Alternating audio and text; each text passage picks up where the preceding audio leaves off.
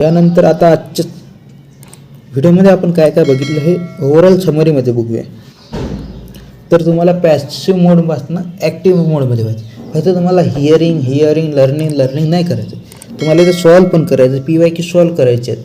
त्यांना अंडरस्टँड करायचं, फक्त शिकून चालणार नाही, त्यांना सॉल्व करायचं आहे. तुम्हाला 80% मार्क्स PYQजवर आहेत, त्याच्यावर फोकस करायचा. PYQजवर कशाप्रकारे येतात, कशाप्रकारे सॉल्व आणि कशाप्रकारे क्वेश्चन रिव्हर्स करून पण विचारला जातो ते पण बघायचं आहे. नाहीतर क्वेश्चन आला तुम्हाला माहीतच नाही, क्वेश्चन त्यात आपण ज्याचा स्टडी केला त्याच्या रिलेटेड, तर क्वेश्चन कसे घुमून फिरून विचारले जातात ते पण समजलं पाहिजे.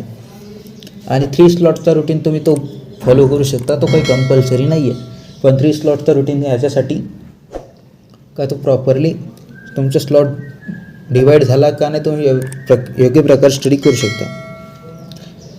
आणि सगळ्यात इम्पॉर्टंट बेसिक कधी निग्लेक्ट करायचं नाही, जसे कीवर्ड झाले, हेल्थ झालं आणि रिव्ह्यू, हे सगळं तुम्हाला बघायचं आहे. Because execution is everything, trust the process and crush your exam.